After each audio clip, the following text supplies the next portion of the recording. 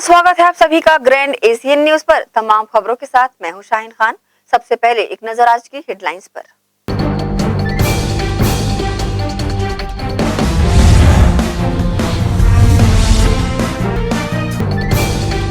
जिले में संचालित हो रही शासकीय एवं निजी एम्बुलेंस वाहनों के मानकों की गई जांच। खामी पाए गए वाहनों के पुनः जांच के दिए गए निर्देश।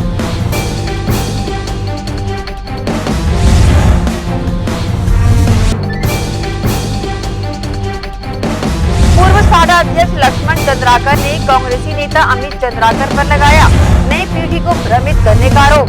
पूर्व सांसद स्वर्गीय चंदूलाल चंद्राकर के नाम का उपयोग करने का लगाया आरोप।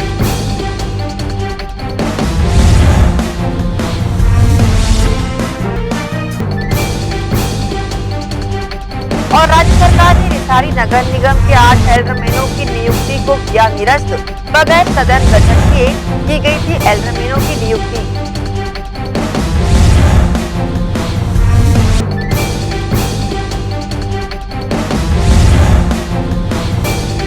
अब खबरें विस्तार से। राज्य सरकार ने एक आदेश जारी कर रिसाली नगर निगम क्षेत्र के 8 एल्डरमैनों की नियुक्ति को निरस्त कर दिया है। इसके पीछे प्रमुख कारण बताया जा रहा है कि इन सभी 8 एल्डरमैनों श्रीमती संगीता सिंह, तरुण बंजारे, फकीर राम ठाकुर, विलास राव बोरकर, प्रेमचंद साहू, अनूप डे, डोमार देशमुख तथा कीर्तिलता वर्मा की नियुक्ति बिना सदन गठन किए ही कर दी गई थी। अर्थात महापौर पार्षद चुने नहीं गए और उससे पहले ही इनकी नियुक्ति कर दी गई थी।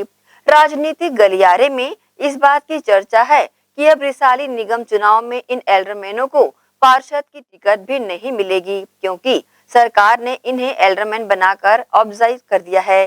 पूर्व सांसद स्वर्गीय चंदूलाल चंद्राकर के नाम का उपयोग कर अमित चंद्राकर नई पीढ़ी में भ्रम फैला रहे हैं। वहीं पत्रकार वार्ता में लक्ष्मण चंद्राकर ने केंद्रीय मंत्री सिंधिया से अपने बयान के लिए मुख्यमंत्री से माफी मांगने की बातें कही है।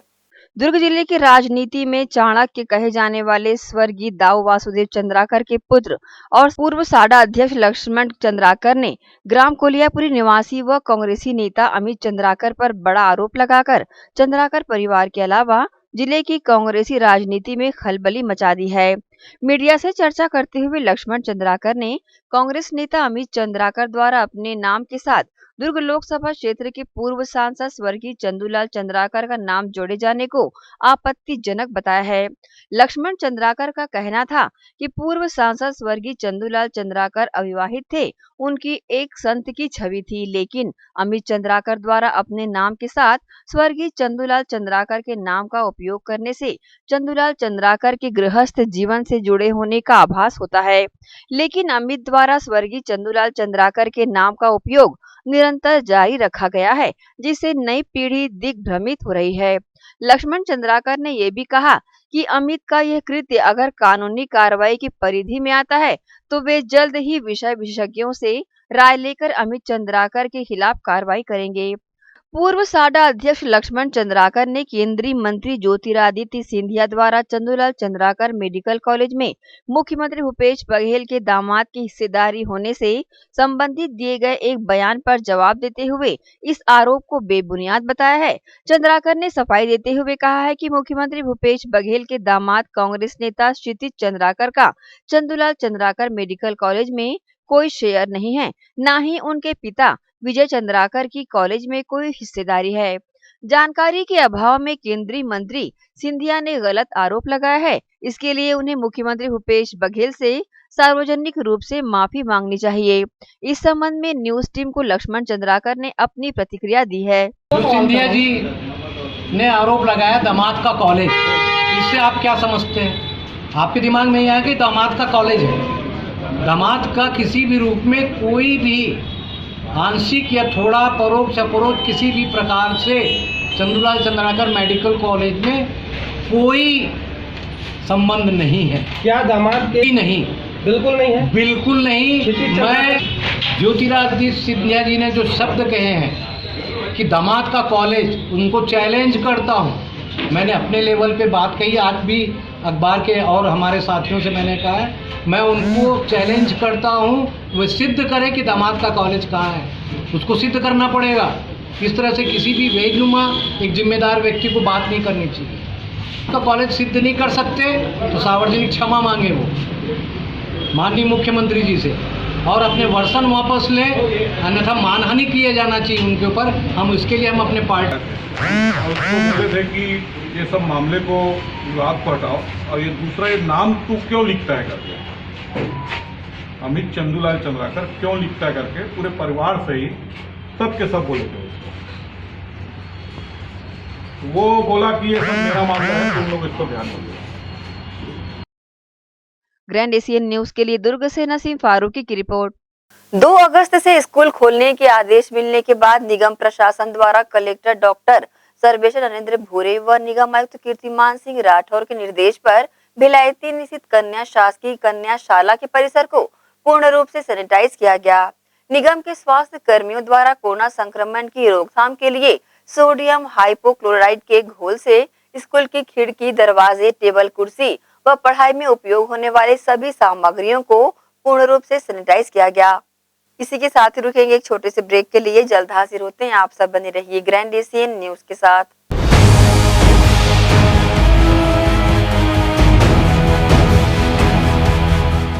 अल्लाह या ईश्वर ने चाहा तो किसी को खून के आंसू पीने नहीं दूंगा। कोई ज्योतिष पंडित तांत्रिक मुझसे पहले काम करके दिखाए, उसे 31 लाख रुपए का नगद इनाम। फैक्ट्री में आग लगने के कारण इनकी कंपनी बंद हो गई, न नौकरी मिली न पगार। तभी किसी ने समीर जी सम्राट जी का नंबर दिया।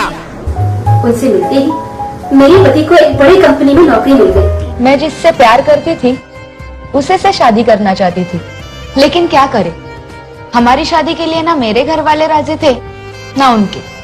मगर समीर जी ने तो मानो चमत्कार ही कर दिया।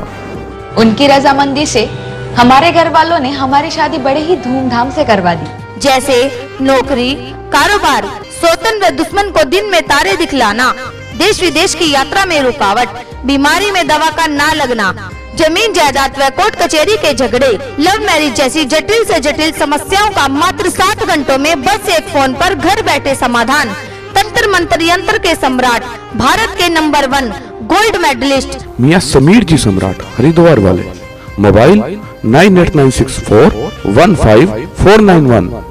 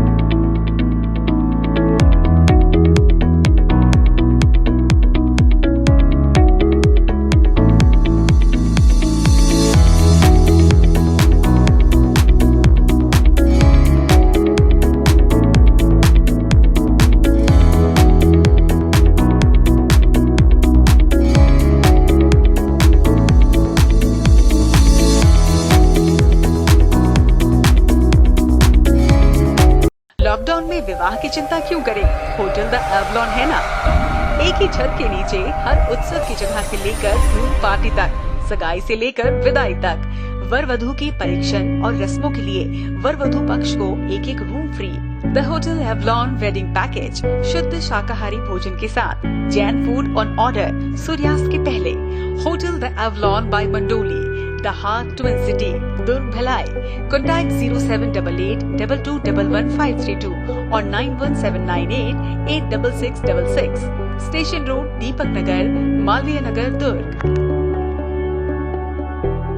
श्री श्री शंकराचार्य हॉस्पिटल 750 बिस्तरों का आधुनिक अस्पताल एवं 150 MBBS सीटों का मेडिकल कॉलेज। उपलब्ध सुविधाएं 24 घंटे आकस्मिक चिकित्सा सुविधा, विशेषज्ञ चिकित्सक सुविधा, डिलीवरी एवं टीकाकरण सुविधा, 24 घंटे एम्बुलेंस सेवा सुविधा एवं आधुनिक उपकरणों से सुसज्जित ऑपरेशन थिएटर, नवीनतम उपकरणों से सुसज्जित पैथोलॉजी लैब, एक्सरे एवं सोनोग्राफी की सुविधा, ICU, ICCU, NICU, MRI, CT scan एवं डायलिसिस यूनिट्स की सुविधा उपलब्ध। न्यूनतम दर पर दवाएं उपलब्ध। मोतियाबिंद ऑपरेशन, जननी सुरक्षा योजना, राष्ट्रीय स्वास्थ्य बीमा योजना, मुख्यमंत्री स्वास्थ्य बीमा योजना के अंतर्गत चिकित्सा सेवा उपलब्ध। स्मार्ट कार्ड सेवा उपलब्ध है।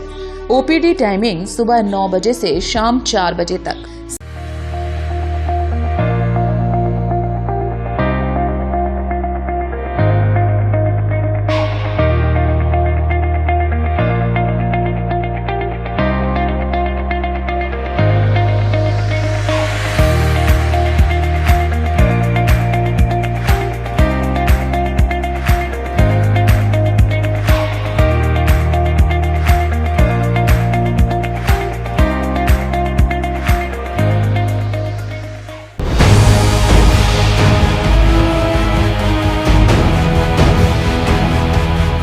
ब्रेक के बाद आप सबका स्वागत है। कुम्हारी प्रवास पर पहुंचे प्रदेश कांग्रेस कमेटी के उपाध्यक्ष एवं राज्य खनिज विकास निगम के अध्यक्ष गिरीश देवांगन ने कुम्हारी के वार्ड 3 स्थित गौठान का औचक निरीक्षण किया। गिरीश देवांगन द्वारा गौठान की स्थिति एवं महिला समूह द्वारा बनाए जा रहे वर्मी कंपोस्ट की जानकारी ली। उन्होंने महिला समूह द्वारा निर्मित केला एवं आम बगीचे का भी निरीक्षण किया। उन्होंने निरीक्षण के दौरान गौठान में हुए कई कार्यों की सराहना की, तो वहीं खुले में रखे गोबर कंडे को लेकर महिला समूह को फटकार भी लगाई। गौठान निरीक्षण के दौरान उनके साथ मुख्यमंत्री के OSD मनीष बंछोर, अहिवारा तहसीलदार अजीत चौबे, दुर्ग ग्रामीण जिला कांग्रेस अध्यक्ष निर्मल कोसरे, पालिका अध्यक्ष राजेश्वर सोनकर, उपाध्यक्ष रवि कुमार तथा मुख्य कार्यपालन अधिकारी जितेंद्र कुशवाहा मौजूद थे। निगम भिलाई में एक बार फिर पुनः अधिकारियों के विभागों में फेरबदल किया गया है, जिसमें मुख्य रूप से निगम भिलाई के कार्यपालन अभियंता के पद पर कार्यरत BK दिवांगन को अधीक्षण अभियंता का प्रभार निगम आयुक्त ऋतुराज रघुवंशी द्वारा सौंपा गया है। इसके साथ ही 2 अन्य कार्यपालन अभियंता एवं अधीक्षण अभियंता को विभिन्न विभागों के नस्तियों के संपादन के लिए जिम्मेदारी सौंपी गई है। BK दिवांगन द्वारा 7 विभागों सहित 15वें वित्त आयोग एवं परियोजना शाखा की नस्तियों का संपादन भी किया जाएगा। इसकी जानकारी निगम भिलाई के जनसंपर्क अधिकारी PC सारवा ने ग्रैंड एशियन न्यूज को दी है। देखिए, माननीय आयुक्त महोदय ने BK देवांगन जो कार्यपालन अभियंता है उनको अहम जिम्मेदारी देते हुए प्रभारी अधीक्षण अभियंता नियुक्त किया है और उनका प्रभार दिया है। उसके साथ ही 7 विभाग ऐसे हैं जिनकी नस्तियां उनके नस्तियों का संधारण देवांगन जी के द्वारा किए जाएंगे। इसके साथ ही 2 कार्यपालन अभियंता और एक अधीक्षण अभियंता को भी नस्तियों के संपादन के लिए विशेष जिम्मेदारी। इसी के साथ रुकेंगे एक और छोटे से ब्रेक के लिए। जल्द हाजिर होते हैं। आप सब बने रहिए ग्रैंड एशियन न्यूज के साथ।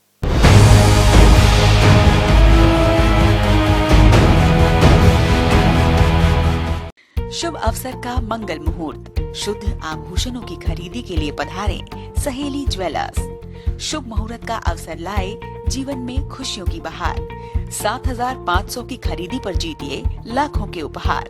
बम्पर ड्रॉ 26 जनवरी 2021 रविवार।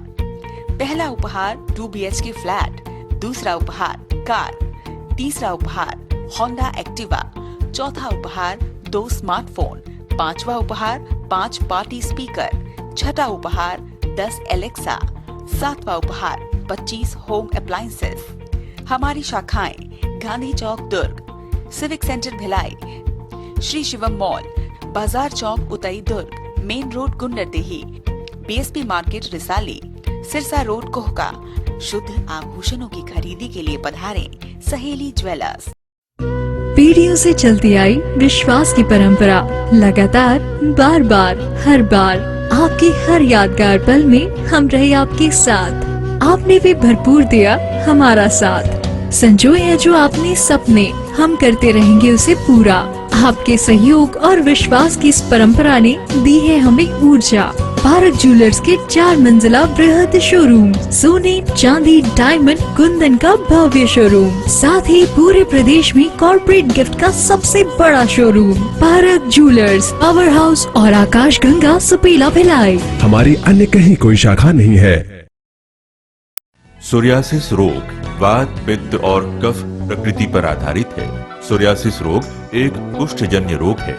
ये कोहनी जांघों के बाहर धड़, कमर, पीठ और पेट में होता है। ये तांबे रंग और रक्त वर्ण का शुष्क सा छिलके युक्त शरीर में चकत्ते के रूप में दिखाई पड़ता है। प्रथम अवस्था में ये सिर के बालों के बीच पिन के नुक्के सरसों या मसूर के दाने की तरह उत्पन्न होता है, जिससे व्यक्ति को सिर में रूसी का भ्रम होता है और यही फिर धीरे धीरे सिर से बाहर निकलकर संपूर्ण शरीर में फैलने लगता है। ये मामूली खुजली जैसा लगता है। ये खुजली पसीने के बहाव या आर्द्रता मिलने पर पड़ती है। चमड़ी में खिंचाव और चमचमाहट बनी रहती है। इस रोग के जख्मों पर तीव्र स्राव होने की संभावना नहीं होती। ये 100% गठिया रोग को जन्म देता है, जिससे व्यक्ति हमेशा के लिए अपंग हो जाता है। इस बीमारी का इलाज वायरो रिसर्च एवं स्किन केयर क्लिनिक द्वारा तैयार किए गए विशेष आयुर्वेदिक रस रसायन द्वारा संभव है। संपर्क करें doctor HC Agrawal, doctor VK Agrawal, वायरो रिसर्च एवं skin care clinic, station road, Durg. मैं जब अपने बालों को कोम करती थी तो मेरे काफी ज्यादा बाल कोम्बिंग से टूट जाते थे और सीजनल चेंजेस की वजह से डैंड्रफ भी होता था। फैमिली में भी कुछ लोगों को ये प्रॉब्लम थी। तब मुझे मेरी फ्रेंड ने वास्तु गुरुजी हेयर ऑयल सजेस्ट किया, जिसके सिर्फ 2 यूजेस बाद ही मुझे ऐसा लगा जैसे मेरी स्कैल्प क्लीन महसूस हो रही है और सिर्फ 4 वॉशेस बाद ही मेरी हेयर फॉल और डैंड्रफ की प्रॉब्लम ऑलमोस्ट जड़ से खत्म हो गई। और इस ऑयल की सबसे अच्छी बात यह है कि ये होममेड है और उससे भी अच्छी बात यह है कि ये वर्क करता है।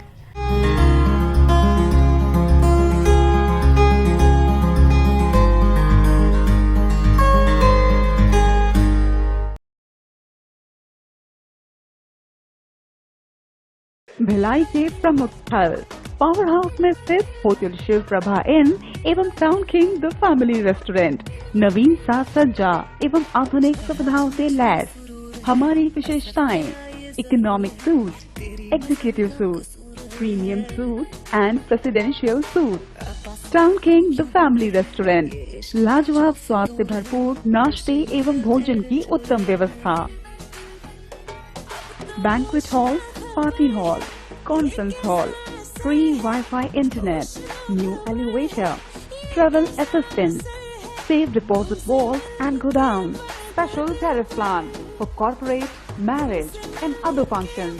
Online booking facilities available. Sweet home away from home.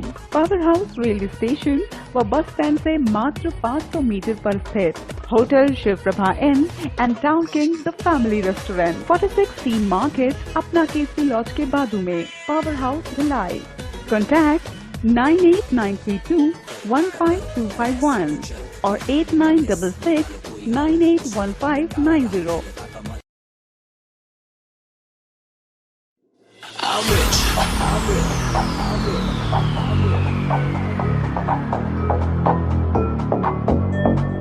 rich. Project by KC. I'm rich. Diamonds on my body, rich. Smelling like Versace, rich. Dizzy and Beyonce, rich. I'm rich. I'm rich. Diamonds on my body, rich. Smelling like Versace, rich. Dizzy and Beyonce, rich. I'm rich. I'm rich. I'm rich.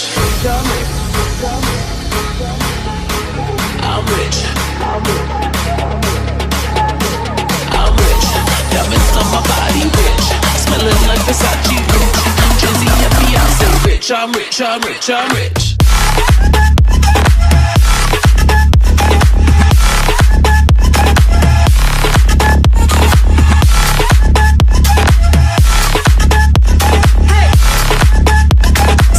I'm rich, I'm rich, I'm rich.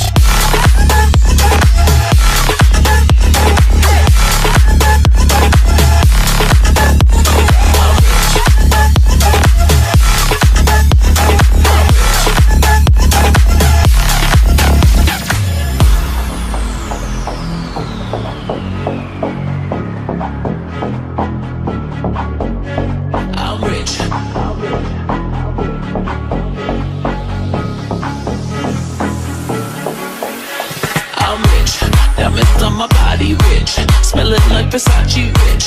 Jay-Z and Beyonce rich. I'm rich, I'm rich, I'm rich. Diamonds on my body rich. Smelling like Versace rich. Jay-Z and Beyonce rich. I'm rich, I'm rich, I'm rich.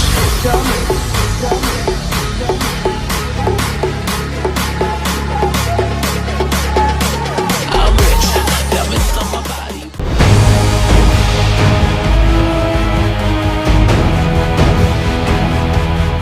Break के बाद एक बार फिर से आप सभी का स्वागत है। कांग्रेस प्रभारी गिरीश देवांगन के दुर्ग आगमन पर महापौर ने किया स्वागत, साथ ही उनके जन्मदिन का केक काटकर शुभकामनाएं दी।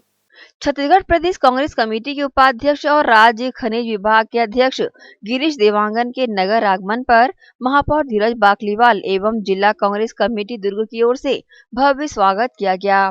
दुर्ग पद्मनाभपुर महापौर के निवास पहुंचे, जहां कांग्रेस के सैकड़ों कार्यकर्ताओं ने उनका जोशीला स्वागत किया। साथ ही देवांगन जी के जन्मदिन का केक काटकर उन्हें बधाई और शुभकामनाएं भी दी।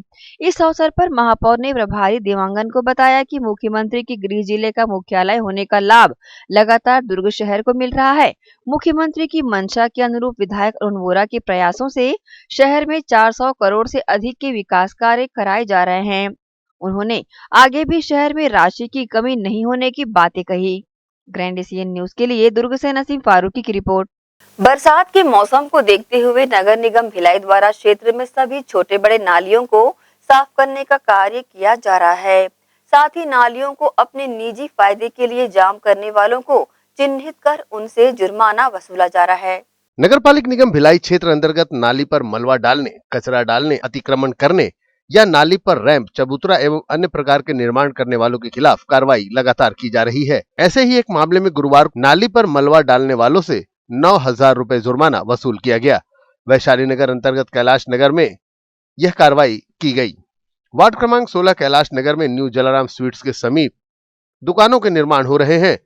उनके द्वारा ट्रक से निर्माण संबंधित सामग्री लाने ले जाने के लिए नाली में मलबा डालकर पाट दिया गया था, जिससे नाली जाम होने पर पानी निकासी नहीं हो पा रही थी। आसपास के नागरिकों से शिकायत प्राप्त होने पर जोन 2 की टीम मौके पर पहुंची और नाली से मलबा निकालकर सफाई कराई गई, जिससे पानी बिना अवरोध के निकल सके।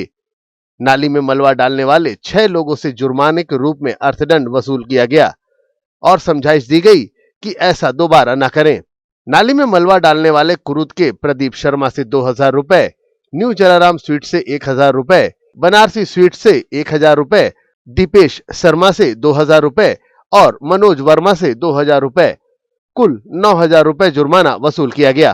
देखिए, कैलाश नगर क्षेत्र का मामला है, वैशाली नगर जोन के अंतर्गत आता है और अभी जो बरसात में नाली की सफाई का जो अभियान चल रहा है ताकि जल प्रवाह निरंतर प्रवाहित होता रहे और आगे जाकर वो अपनी दिशा में रहे, इसके तहत में कार्रवाई की जा रही। तो इसी अभियान के तहत में जब निरीक्षण किया गया तो न्यू जलाराम स्वीट्स और उसके आसपास के जो दुकान हैं उनके द्वारा जो है मलबा डाल करके नाली को जाम कर दिया गया था, जिसको स्वास्थ्य विभाग की जब टीम पहुंची तो उसको क्लियर किया गया और क्लियर करने के बाद में जो है इनसे जुर्माना भी लिया गया। ऐसे 6 लोग थे, 6 लोगों से 9,000 रुपये जुर्माना वसूल किया गया है। मेरी भी आम नागरिक से अपील है कि कहीं पर भी ऐसे नाली पर अतिक्रमण न हो, अतिक्रमण न करें और कोई ऐसा निर्माण न करें जिससे नाली के जो प्रवाह है वो बाधित हो जाए। तो यदि नाली का प्रवाह बाधित होता है तो इससे निश्चित रूप से जो है नाली निकासी में दिक्कतें आती हैं और जल भराव की स्थिति निर्मित हो सकती है, जिसको देखते हुए नाली पे अतिक्रमण करना उचित नहीं है और ऐसा किए हैं तो हटा दें। वैसे देखा जाए तो पूरे निगम क्षेत्र में नालियां बनाई गई हैं, लेकिन कुछ लोगों के द्वारा इस तरह के कृत्य करके नालियों को जाम कर दिया जाता है, जिसकी वजह से आम जनता जल भराव की स्थिति से परेशान होती रहती है। जरूरत है ऐसी कार्रवाइयों को लगातार अंजाम दिया जाए। ग्रैंड एशियन न्यूज के लिए भिलाई से संतोष शर्मा की रिपोर्ट। पुलिस अधीक्षक दुर्ग के निर्देश एवं अतिरिक्त पुलिस अधीक्षक यातायात के मार्गदर्शन में क्षेत्रीय परिवहन अधिकारी एवं उप पुलिस अधीक्षक यातायात के नेतृत्व में गुरुवार को सेक्टर 6 पुलिस ग्राउंड में यातायात पुलिस दुर्ग परिवहन एवं स्वास्थ्य विभाग द्वारा संयुक्त रूप से जिले में संचालित हो रहे 116 शासकीय व निजी एम्बुलेंस वाहनों का मानक अनुपालन के तहत संचालन किया जा रहा है या नहीं, इसकी जांच की गई। प्रथम दिवस 16 एम्बुलेंस वाहनों की जांच में 2 एम्बुलेंस वाहन मानक के अनुरूप खरे नहीं उतरे, जिन्हें 1 सप्ताह के भीतर खामियों को दूर कर पुनः जांच कराने का निर्देश दिया गया है। ये ऑटोमोटिव इंडस्ट्री सेफ्टी स्टैंडर्ड्स 125 के तहत एम्बुलेंस व्यवस्था जो हमारे यहाँ अभी है उसकी जांच के लिए कैंप लगाया गया है। प्रॉपर इंटीमेशन दे दिया गया था और फिर भी कुछ उपलब्ध हो पाए हैं, कुछ नहीं उपलब्ध हो पाए हैं, तो इनको जो इनकी खामियां थी वो बता के अब रूटीन के लिए अगली बार एक और कैंप ऑर्गेनाइज करेंगे। तो उसके तहत इनको जो इनकी कमियां हैं, वैसे तो ऑलमोस्ट जो बड़ी गाड़ी एम्बुलेंस है वो डेडिकेटेड जो है वो सारी चीज़ों का पालन कर रही है। फिर भी कुछ गाड़ियों में जो खामियां हैं, जैसे छोटी गाड़ियाँ जो आप देख रहे हैं, इन छोटी गाड़ियों में जो पार्टीशंस और फायर फाइटर्स और जो बेसिक जो मिनिमम रिक्वायरमेंट्स है वो जो पूरा नहीं कर उनको हिदायत देके अभी हम दोबारा कैंप लगाएंगे। तो उसमें वो दोबारा आके अपना जो भी खामियां उनकी बताई जा रही हैं उसको लेके आएंगे, दोबारा ठीक करवा के। आज 15 गाड़ियों की चेकिंग हुई है। 15 गाड़ियों में से खामियां इनमें वही न्यूनतम है कि किसी गाड़ी में पार्टीशन नहीं है, किसी में फायर फाइटर्स नहीं है।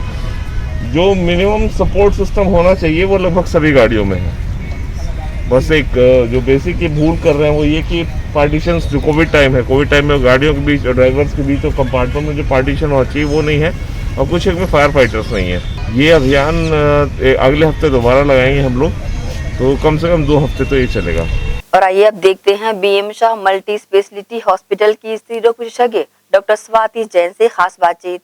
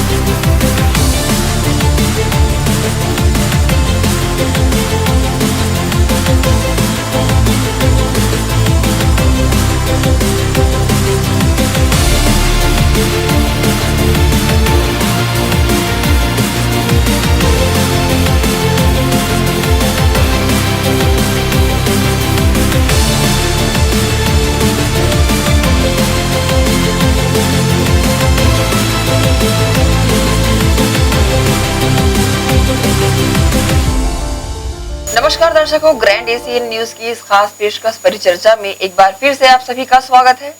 सेहत संबंधित कई सारी जानकारियां हम लगातार आप तक पहुंचाते जा रहे हैं और एक बार फिर हमारे साथ स्टूडियो में मौजूद हैं डॉक्टर स्वाति जैन। जी हाँ, ये स्त्री रोग विशेषज्ञ हैं और महिलाओं से संबंधित कई सारी बीमारियों या फिर कह सकते हैं उनका किस तरह निवारण करना चाहिए ये जानकारी आप तक पहुँचाएंगे। तो मैडम, सबसे पहले आपका स्वागत है हमारे स्टूडियो में। Thank you so much. Thank you.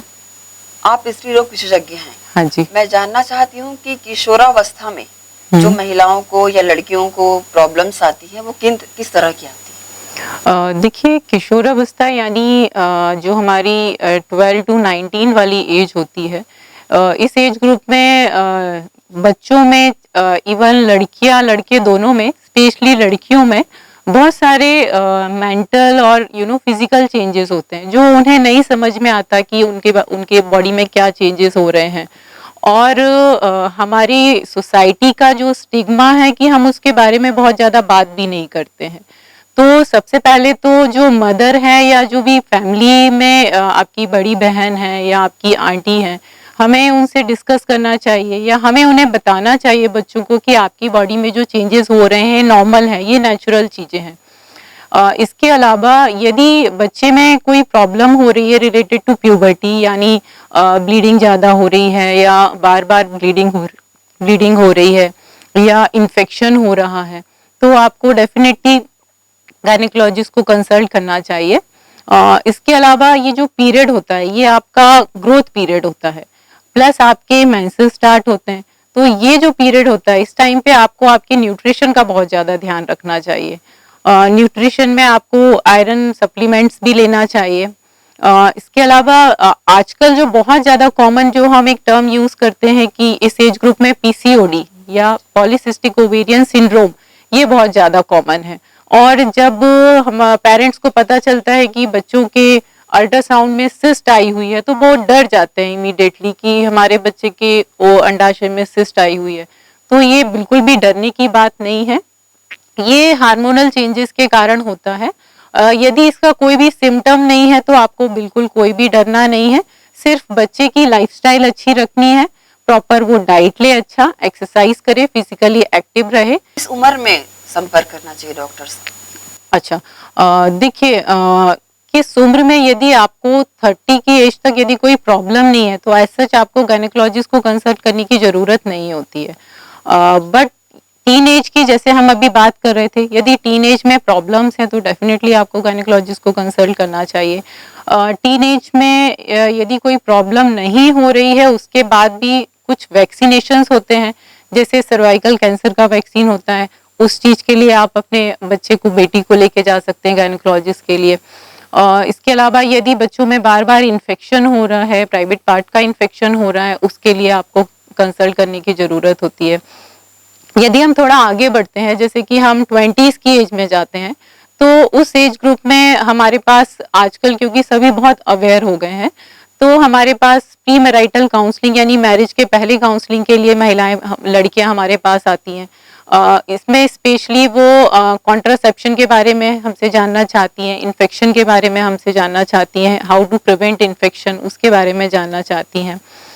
यदि हम थोड़ा और आगे बढ़ते हैं 25-30 इस एज ग्रुप में हमारे पास जो लड़कियां आती हैं प्री कंसेप्शन काउंसलिंग के लिए आती हैं, यानी कंसीव करने के पहले उन्हें किन किन चीज़ों का ध्यान रखना है। इसके अलावा कुछ मेडिसिन होती हैं जो प्री कंसेप्शन पीरियड में दी जानी चाहिए, तो उन मेडिसिन को हमें स्टार्ट करना होता है। उससे बहुत सारे जो बर्थ डिफेक्ट होते हैं बच्चों में उनको रोका जा सकता है, क्योंकि आजकल जो एज ग्रुप, जो एज ऑफ मैरिज है वो बढ़ गया है। हम 30s में बहुत कॉमनली जो शादी होती है, तो इसीलिए जो फर्स्ट चाइल्ड आपका होता है वो भी लेट एज ग्रुप में होता है, तो बहुत सारी एनोमली होने के चांसेस होते हैं। तो हमें कंसीव करने के पहले भी एक बार डॉक्टर को हमेशा कंसल्ट करना चाहिए कि हमारे में कोई प्रॉब्लम होने के चांसेस तो नहीं है।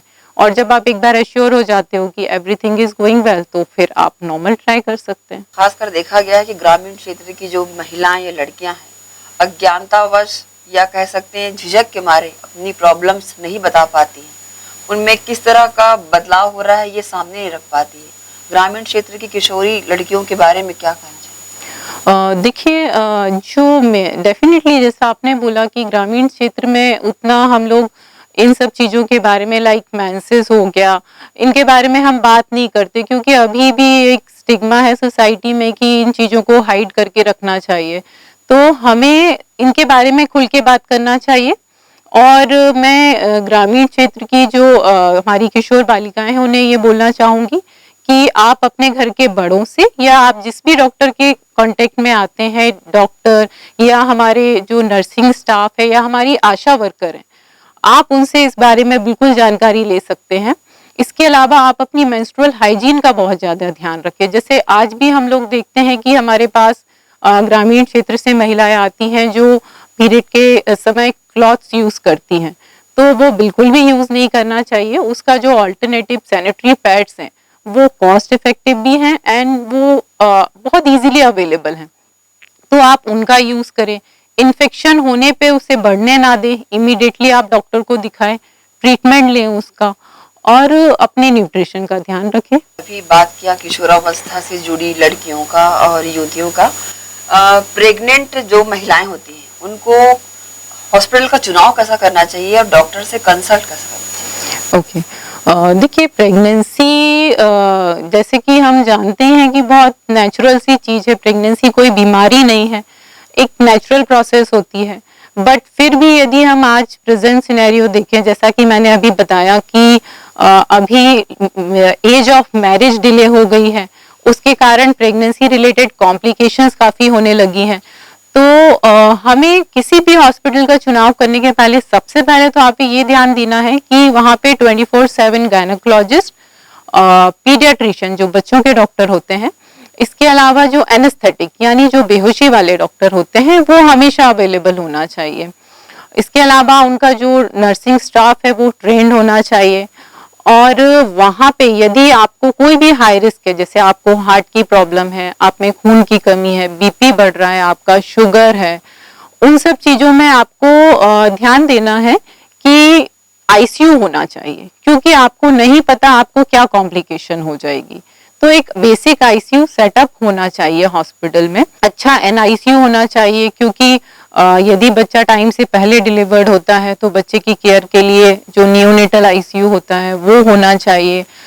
यदि हम एंटीनेटल केयर यानी प्रसव पूर्व जांच की बात करें तो उसमें जो इम्पोर्टेंट होता है कि आप डॉक्टर से टाइम टू टाइम कंसल्ट करें, प्रॉपर जो टेस्ट कराए जाते हैं, सोनोग्राफी कराई जाती है वो कराएं, फिजियोथेरेपी लें। एंटीनेटल फिजियोथेरेपी बहुत जरूरी होती है, उसके बहुत सारे इफेक्ट्स होते हैं जो हमें लेबर के टाइम पे और डिलीवरी के बाद में हमें पता चलते हैं, वो आपको करना है।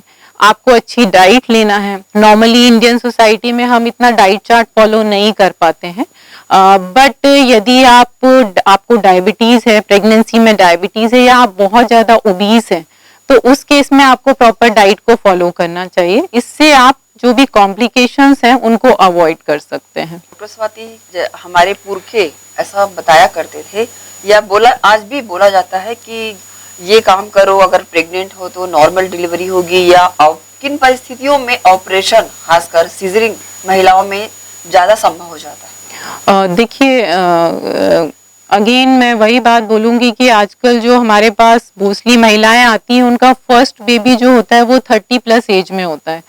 तो ऑलरेडी बॉडी में कुछ ऐसे चेंजेस आ जाते हैं कि आप नॉर्मल डिलीवरी के चांसेस आपके कम होते जाते हैं। जो आपके बॉडी की फ्लेक्सिबिलिटी 20s में रहती है वो 30s में नहीं हो पाती है। हमारी लाइफस्टाइल काफी चेंज हुई है। हम नीचे बैठ के काम जो पहले किया करते थे आजकल नहीं करते हैं। इवन जो जैसे यदि मैं बात करूं तो वेस्टर्न टॉयलेट ही आजकल सारे घरों में होते हैं। तो हमारा जो एक नॉर्मल डिलीवरी का जो एक पोजीशन होता है उससे हम हट गए हैं, और अब हमारी जो लाइफस्टाइल हो गई है वो वीकेंड से कि हम मोस्टली चेयर पे बैठते हैं, ऊपर बैठते हैं। तो उसके कारण नॉर्मल डिलीवरी के रेट जो हैं वो कम होते जा रहे हैं, सिजेरियन के रेट बढ़ते जा रहे हैं। प्लस यदि मैं एक बात करूं तो अभी हमारी जो है हमारे पास ऐसी मशीन्स आ गई हैं जिससे हम बच्चे की हार्ट बीट हर सेकंड चेक कर सकते हैं। उस केस में यदि हार्ट बीट थोड़ा सा भी कम या ज्यादा होती है तो उस केस में कोई भी बच्चे के लिए रिस्क नहीं लेना चाहता, हम लोग भी रिस्क नहीं लेना चाहते, तो उसके कारण भी सिजेरियन रेट बढ़ रहे हैं। और यदि इसे कम करना है तो उसका यही तरीका है कि आप जल्दी से जल्दी डॉक्टर से कंसल्ट करें, प्रेगनेंसी में प्रॉपर फिजियोथेरेपी लें, तो उससे आपके बॉडी में जो चेंजेस हुए हैं हम उन्हें कुछ हद तक रिवर्स कर सकेंगे और नॉर्मल डिलीवरी के चांसेस बढ़ा पाएंगे। जैसे कैंसर की बात करें तो महिलाओं में किस तरह के कैंसर पाए जाते हैं? देखिए, महिलाओं में अभी भी इंडिया में सबसे कॉमन कैंसर जो है वो ब्रेस्ट कैंसर है। बट यदि हम ग्रामीण क्षेत्र की महिलाओं की बात करते हैं तो अभी सर्वाइकल कैंसर यानी बच्चेदानी के मुंह का कैंसर ही सबसे ज्यादा कॉमन कैंसर है। यदि मैं ब्रेस्ट कैंसर की बात करूं तो ब्रेस्ट कैंसर का कोई प्रिवेंशन नहीं है। ब्रेस्ट कैंसर को सिर्फ आप अर्ली डिटेक्ट कर सकते हैं और जल्दी डिटेक्ट होने पे आप उसे प्रॉपरली ट्रीट कर सकते हैं। बट जब जैसे किसी भी महिला है, उसे कोई भी प्रॉब्लम होती है, ब्रेस्ट में गठान आ रही है, कुछ भी प्रॉब्लम हो रही है, तो हमारे अंदर एक बैरियर आ जाता है, एक हेजिटेशन आ जाता है कि हम डॉक्टर के पास जाएंगे तो कहीं ये कैंसर ना निकल जाए। और सिर्फ उसी चीज के कारण आप अपने डायग्नोसिस को, आप अपने ट्रीटमेंट को डिले करते हैं, और उस डिले के कारण जब आपका कैंसर एडवांस स्टेज में पहुंच जाता है तो उसे कंप्लीटली खत्म नहीं किया जा सकता। इसका बहुत ही सिंपल दो तरीके हैं जिन्हें आपको फॉलो करना है। महीने में एक बार आपको खुद के अपने ब्रेस्ट की चेकअप करना है, जो आप किसी भी गायनेकोलॉजिस्ट के पास जाके सीख सकते हैं, या हर किसी के पास मोबाइल है, इंटरनेट है, चाहे तो आप यूट्यूब पे भी सीखा जा सकता है। इसके अलावा आपको जो करना है कि आपको लगता है कोई गठान है, इमीडिएटली आप डॉक्टर के पास जाएं, सोनोग्राफी या मेमोग्राफी करवाएं, और यदि कोई गठान है तो इमीडिएटली उसको अपन ट्रीटमेंट किया जा सकता है। यदि सर्वाइकल कैंसर की बात करूं तो सर्वाइकल कैंसर की एक अच्छी बात यह है कि ये एक इन्फेक्शन से होने वाला कैंसर है। एक वायरस है, ह्यूमन पैपिलोमा वायरस, ये उसके इन्फेक्शन से होता है, और इन्फेक्शन होने से लेके कैंसर होने के बीच में कम से कम 10 से 15 साल का ड्यूरेशन होता है। तो ये जो 10 से 15 साल के ड्यूरेशन में आप चाहें तो इस इन्फेक्शन को पकड़ के उसे खत्म कर सकते हैं, ट्रीट कर सकते हैं। यदि आपने डिले किया और जब ये एक बार कैंसर बन गया है तो फिर इसे ट्रीटमेंट करना डिफिकल्ट हो जाता है। अभी आपने बताया कि ग्रामीण क्षेत्रों में ज्यादा पाया जाता है, क्या वजह है, क्या कारण है? एक्चुअली इसकी जो वजह है वो अर्ली एज ऑफ मैरिज, ज्यादा नंबर ऑफ बच्चे उनके ज्यादा होते हैं, सेक्सुअल एक्टिविटी अर्ली एज में स्टार्ट हो जाती है, एंड डेफिनेटली हाइजीन इन्फेक्शन ज्यादा रहता है उन केसेस में। ग्रामीण क्षेत्र के लोगों में, खासकर महिलाओं में, मुख का कैंसर भी ज्यादा पाया जा रहा है, इन दिनों में देखा गया है, क्या वजह है? मैडम, ग्रामीण क्षेत्र की महिलाएं, जितना मेरा एक्सपीरियंस है कि तंबाकू खाती हैं, वो भी ये काफी कॉमन है महिलाओं में। और जो मुंह का कैंसर है ये मोस्टली तंबाकू के कारण ही होता है, तो ये वो एडिक्ट होती है इस चीज के लिए। हमारे पास भी बहुत ग्रामीण पॉपुलेशन जो ट्रीटमेंट के लिए आती है और उन्हें समझाना बहुत मुश्किल होता है। वो तंबाकू से ही अपने दांतों को साफ करती हैं, तंबाकू को दबा के रखती हैं अपने मुंह में लंबे समय तक, तो ये बहुत कॉमन कारण है उसका। प्रेग्नेंट वुमेन को अगर कोविड पॉजिटिव हो गया तो किस तरह का ट्रीटमेंट उनको देना चाहिए? देखिए, कोविड की यदि मैं बोलूं, अच्छी बात यह है कि प्रेग्नेंट महिला यदि कोविड पॉजिटिव हो जाती है और कोई हाई रिस्क नहीं है तो 90% तकरीबन 90% लोगों को कोई प्रॉब्लम नहीं होती, माइल्ड सिम्टम्स होते हैं और वो ठीक हो जाते हैं।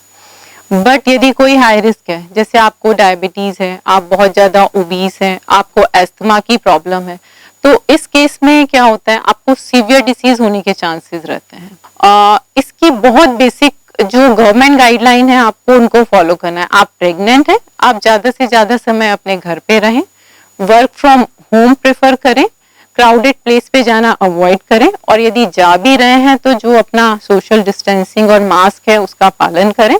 इसके अलावा जो हमारे हाउस होल्ड वर्कर हैं, जो हमारा होम सपोर्टिंग स्टाफ होता है, जो हमारे प्रेग्नेंट महिला या कोई भी महिला उनके भी कांटेक्ट में आती है, उनका ध्यान रखें। यदि उनको कोई भी सिम्टम जैसे सर्दी खांसी हो रहा है, इमीडिएटली उन्हें आइसोलेट करें या घर आना उनके लिए मना करें। यदि आपका सपोर्टिंग स्टाफ वैक्सीनेटेड नहीं है तो उसे वैक्सीनेट करवाएं। तो इस तरीके की छोटी छोटी चीजों का आपको ध्यान रखना होगा जिससे आप बच सकते हैं।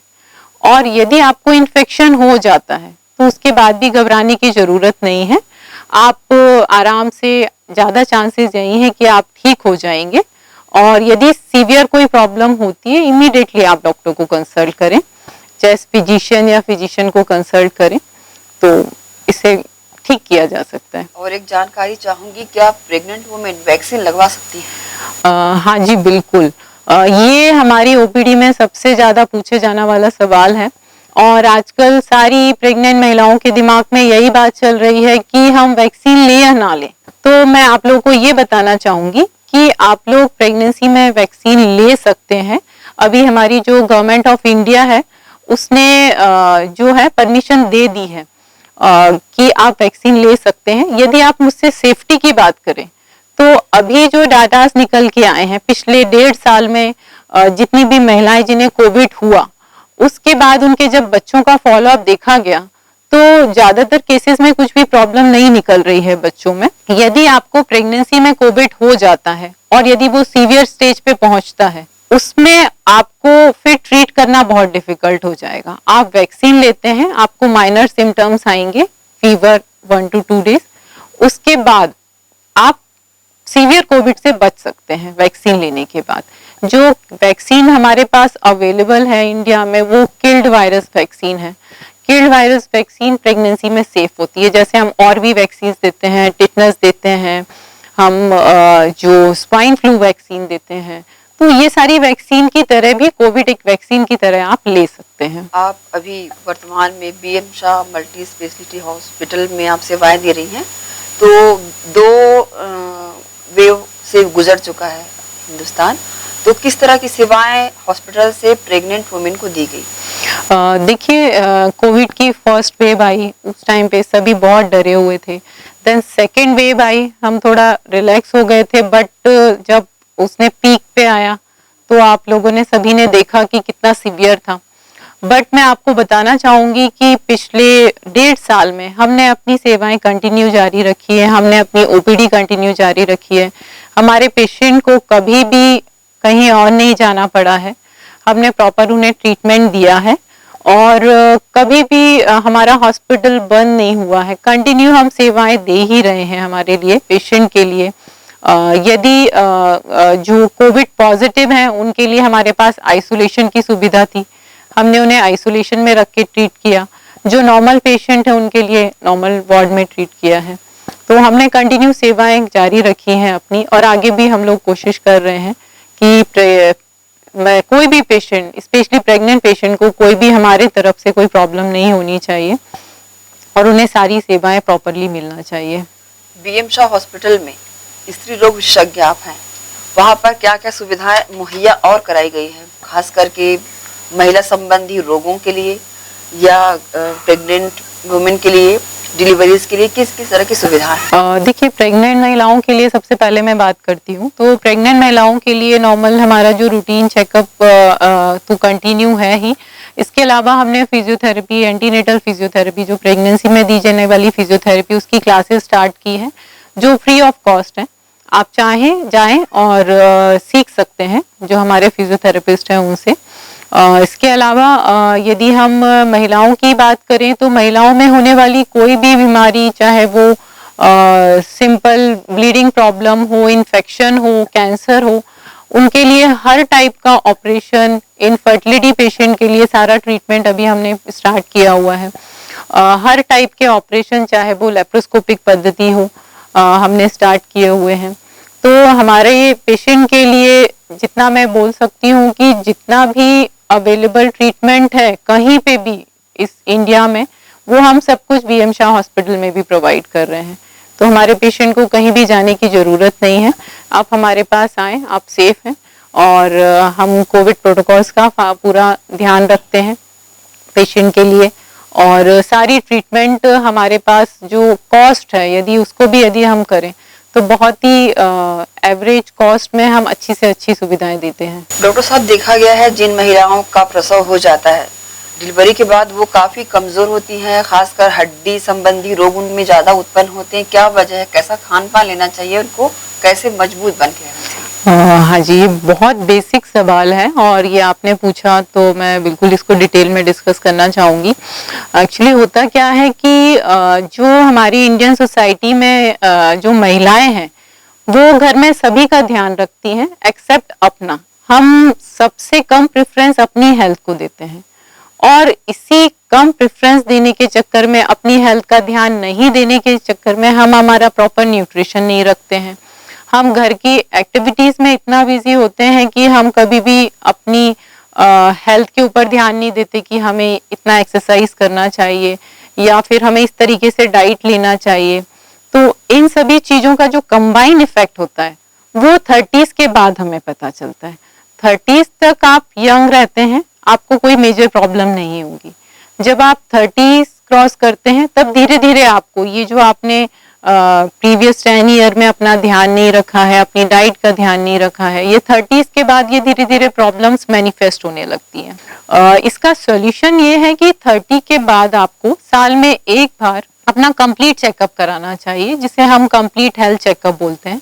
एंड ये हमारी प्रिवेंटिव हेल्थ का पार्ट है। प्रिवेंटिव हेल्थ मतलब आप बीमार नहीं है फिर भी आपको साल में एक बार जाके अपना कंप्लीट बॉडी चेकअप, और महिलाओं को गायनिक चेकअप कराना चाहिए। कंप्लीट हेल्थ चेकअप में आप फिजिशियन से कंसल्ट करें, अपना आई चेकअप कराएं, अपनी हड्डियों की जांच करें, अपने हार्ट की जांच करें। गायनेकोलॉजिस्ट में स्पेशली आप कैंसर्स को जल्दी डिटेक्ट कर पाएंगे। आपकी कोई छोटी मोटी प्रॉब्लम है, इन्फेक्शन है, मेंस्ट्रुएशन से रिलेटेड प्रॉब्लम है, आप वो चीज डिस्कस कर सकते हैं। तो सिर्फ इतना सा काम आपको करना है कि आप साल में एक बार या तो अपना बर्थडे या कोई भी डे आप फिक्स कर लीजिए कि आपको वो अपने लिए देना है, और उस दिन अपनी हेल्थ का ध्यान रखना है। अपनी हेल्थ के लिए आप जाएं, चेकअप कराएं।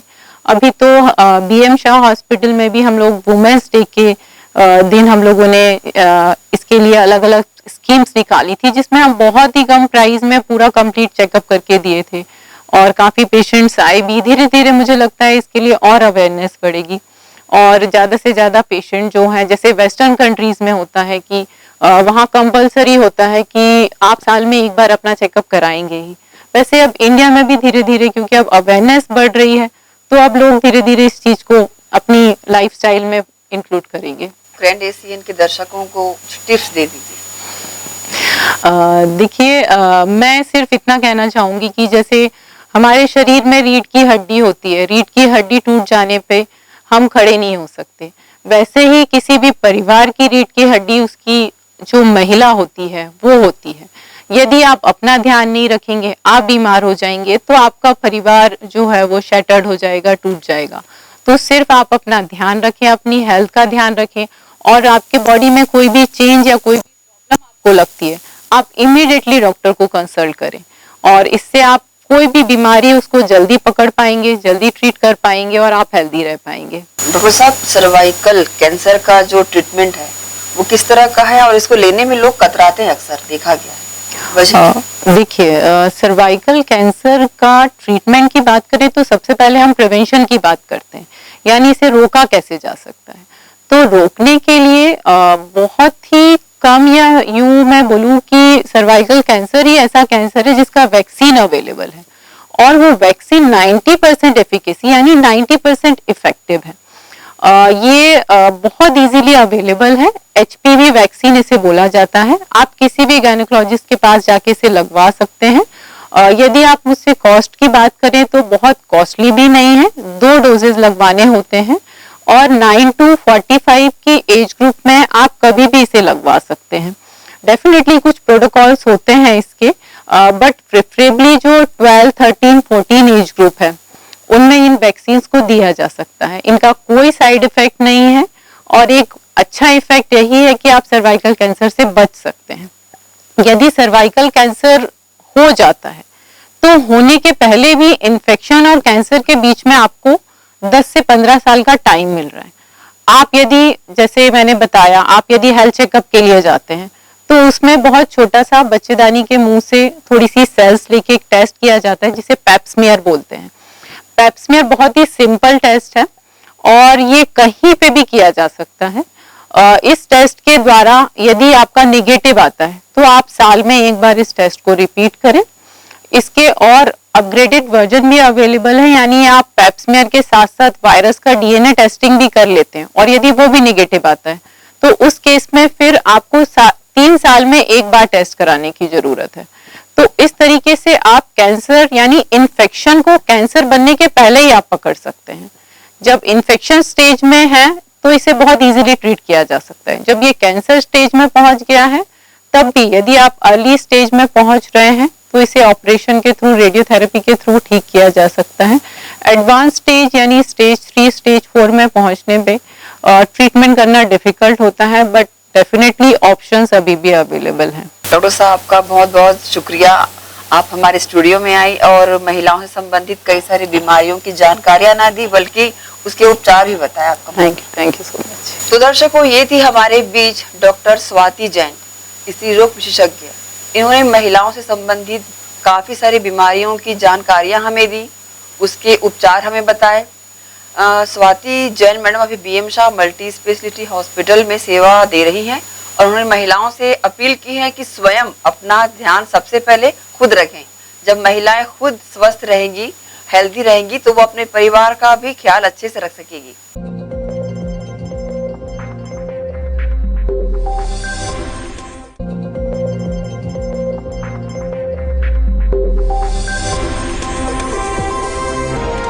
इसी के साथ ही आप चलेंगे इजाजत। आप सब बने रहिए ग्रैंड एशियन न्यूज के साथ। नमस्कार।